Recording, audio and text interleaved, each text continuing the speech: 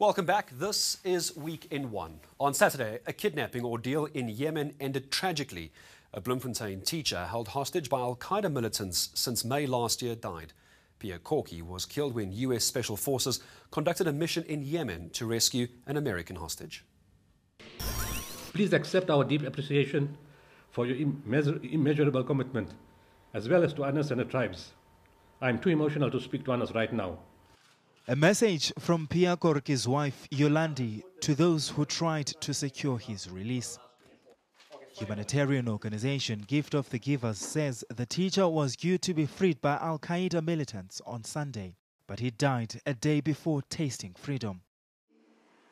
Corky and an American journalist were killed by militants when US troops launched a rescue operation. The Gift of the Givers had spent months trying to negotiate his freedom. They made an arrangement. The ransom is virtually waived, but there will be a facilitation fee to be shared between the different groups, but more so to cover the cost of those family members who died and the cost of going up and down. It was in the region of $200,000. The family in principle agreed, and Al-Qaeda in principle agreed. Earlier this year, government sent a delegation to Yemen but failed to bring Corky home. Special forces are now in possession of Mr. Corky's body, so we will arrange with them and the government of Yemen to ensure that we repatriate Pierre's remains to South Africa. The 56-year-old lives behind his wife and 2 children. Malunke Lopui, Joostenberg. Well, the US government was adamant it had no idea negotiations were underway to secure Corky's release, and they've expressed no regret about the raid that also led to the death of American hostage Luke Summers. Our Washington correspondent Simon Marks reports. With Pierre Corky's tragic death front page news in the United States, the Obama administration defended itself against allegations that in the raid on Yemen, it shot first and asked questions later. At the White House, spokesman Josh Earnest denied the US had any knowledge of Mr. Corky's whereabouts, no knowledge, too, of the negotiations that had taken place to secure his release. What I can tell you is that the United States had no information that there were private negotiations underway for the release of Mr. Corky. And at the State Department, more difficult questions posed by ENCA's Lorna Shattuck. It seems that there wasn't enough communication about the status of this hostage. Well, I think a very important point here is the fact that we did not know who the other hostage was. We did not know what country they were from. There wouldn't have been a way to, it wouldn't have made sense, in fact, for us to reach out to the South African government. We didn't have information at the time that led us to believe the other individual was from South Africa. My name is Yolandi Corky. I was held by Al-Qaeda in Yemen. It isn't just the family and friends of Pierre Corky that are asking questions. Relatives of Luke Summers, the American killed in the weekend raid, also criticised it. His stepmother said the US had kept the family in the dark about the attempted rescue, and she said her son would have wanted negotiations to secure his release, not a firefight.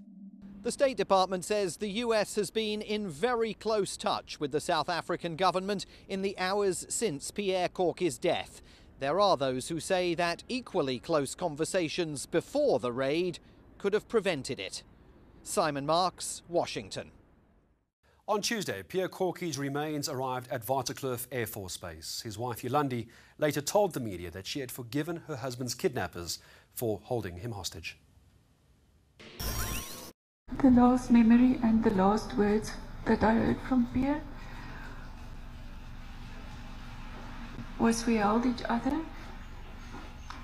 He could not hear at that stage anymore, and he said, "I love you, and tell the children I love them."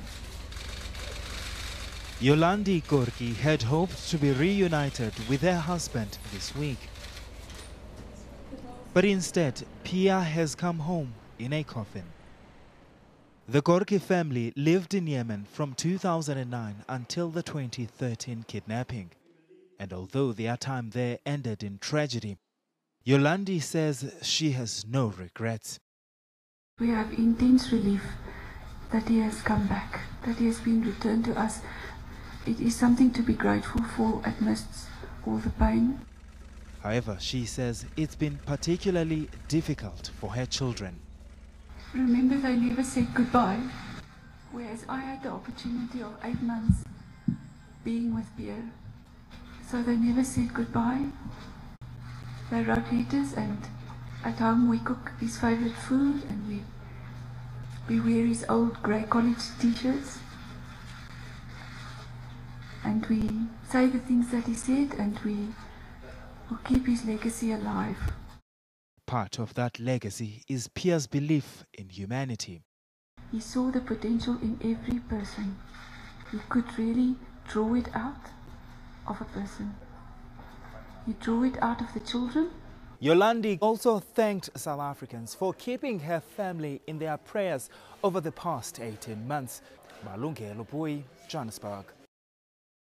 The memorial service of Pierre Corky took place on Friday in Bloemfontein. On the very same day, a memorial service was held in Pretoria for 3 South Africans killed in Afghanistan last month. Werner Groenewald and his 2 children, Rodé and Jean-Pierre, died when armed militants stormed their home in Kabul. Groenewald's wife, Hanley, wasn't on the premises at the time. The Groenewalds had been working there since 2008. A gruesome discovery of 6 bodies in Cape Town on Wednesday evening has police baffled. The bodies were found in an open veld in Joostenberg Vlakte by a passersby. 4 of the 6 men have since been identified. A special investigating team has been set up to get to the bottom of the killings, and there's a hefty reward for any information. It was at this secluded area in Kraaifontein where 6 men were found dead by passers-by. They appeared to have been stoned and stabbed to death. Residents who live nearby say this kind of crime is unusual for the area. It's unusual to come across 6 dead bodies at once, maybe 2 or 1 at a time. Police say the motive is still unclear. But there's speculation that the men aged between 18 and 30 years could have been victims of mob justice or gang violence. Families from Wallisdean have identified 4 of the 6 men as their relatives. 4 of the victims are being identified by the detectives and by the families, and the other 2 we are still busy sorting out their identities. A special task team of senior officers has been set up to investigate the matter. Police have also offered a reward of 250,000 rand for anyone with information that could lead to arrests. Atim Tongana, Kraaifontein. When we come back, one high-profile case is dropped and another is back in court.